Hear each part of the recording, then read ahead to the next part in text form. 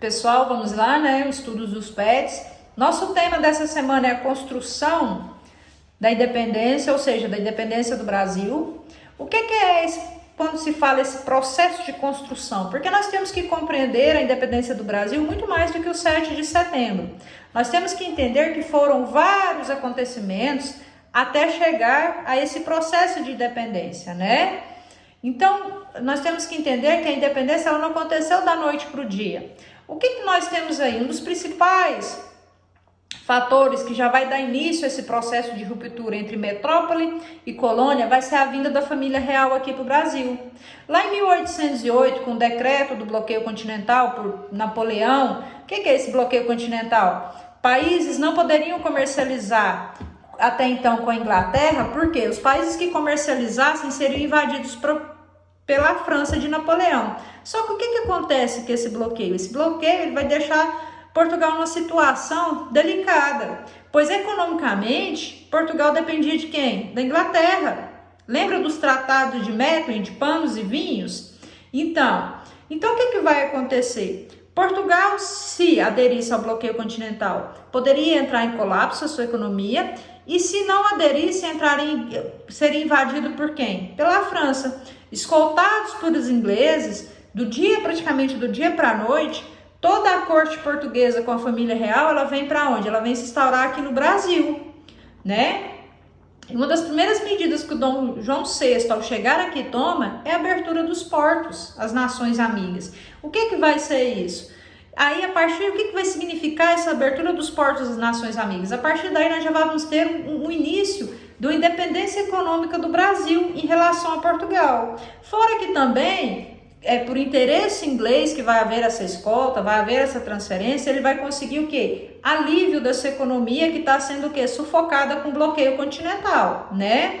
Nós temos o Tratado de Aliança e Amizade também, de Comércio e Navegação, de 1810, né? O que vai acontecer? Nós vamos ter aí a imposição de novas taxas alfandegárias. A gente percebe que os produtos ingleses eles vão ser taxados até inferior aos produtos portugueses, né? A sua taxação, o seu imposto vai ser até menor. Isso nós vamos perceber. O que nós vamos ter aí então? Só que aí o que acontece? Em 1820, Portugal retoma novamente, né, o poder com a monarquia, retoma novamente o poder com as cortes portuguesas e eles instauram a monarquia constitucional. O que é essa monarquia constitucional? O rei reina, mas não governa. A partir de agora, ela elabora a Constituição que o Dom João VI continua sendo rei, mas com menos poderes, mas como se fosse uma monarquia figurativa, igual que nós temos na Inglaterra atualmente, né? E quais que são as intenções, então, dessas cortes portuguesas? Era claro que o quê? Quando tem a deposição do Napoleão, lá em 1815, todos os governantes que foram depostos, eles têm o direito de retornar para o seu país, né? Só que aí o que o Dom João VI faz? Para ele não retornar, ele eleva o Brasil à condição de Reino Unido Algarbes, né? E o que essas cortes, uma das primeiras pretensões dessas cortes é que o governo lusitano restaure o Brasil enquanto que colônia, né? E eles exigem a volta de Dom João VI para a Europa. Dom João VI voltando para a Europa, o que vai acontecer? Ele vai deixar aqui como regente, né, o Dom Pedro I, o príncipe regente. Porque uma das frases que se fala em alguns livros é que se fosse fazer independência, que se fizesse por ele. O que vai acontecer? As cortes, gente, vão continuar pressionando. As cortes vão querer que o Dom Pedro retorne também para lá. As cortes vão ameaçar invadir o Brasil. As cortes vão cada vez mais vão mandar o documento para que as leis aqui dentro sejam estabelecidas, né, sejam regidas por elas, e o Dom Pedro I, ele não vai aceitar isso. Nós temos até um dia emblemático, que é o chamado Dia do Fico, em que ele está para retornar e consegue-se de 8 mil a 9 mil assinaturas para que ele fique aqui, né? Então, nós vamos ter o quê? Aí o que se cria nessa atmosfera aqui? Nós temos aquela elite que conseguiu uma certa liberdade, né, política e econômica. E elas não querem, com as cortes querendo fazer essa recolonização do Brasil, elas não querem perder esse direito. Então vai formar ali em torno do Dom Pedro I essa elite que cada vez mais quer que se faça o quê? A independência. Que não quer que o Brasil volte a ser colônia de Portugal, né? Então nós vamos ter tudo isso daí.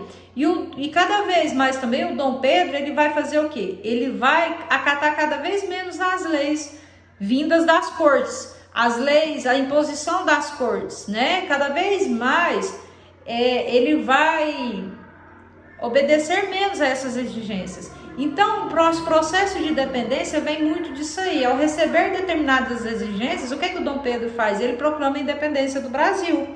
Então, o que eu quero que vocês entendam nesse processo de independência?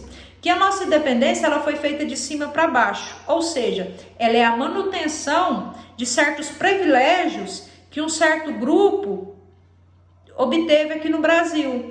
E a partir do momento que essas cortes buscam essa recolonização, continuar com essa colonização do Brasil, esses grupos se vão em volta do Dom Pedro, né? E articulam-se para que tenha o quê? Essa independência. A nossa independência ela não teve a participação popular, ela foi uma independência para muito mais, ela não é uma independência para ruptura, ela é muito mais uma independência do que? De continuidade da manutenção dos privilégios de uma elite que se formou ali, tá? Então nós temos tudo isso daí. A partir do momento que nós temos isso aí, então nós temos o quê? A instauração do primeiro reinado, ou seja, ali em 7 de setembro de 1822 dá início ao Brasil Império, que vai até 1889, quando nós temos a instauração da República, né? Então nós temos tudo isso daí, tá? Tá bom, pessoal?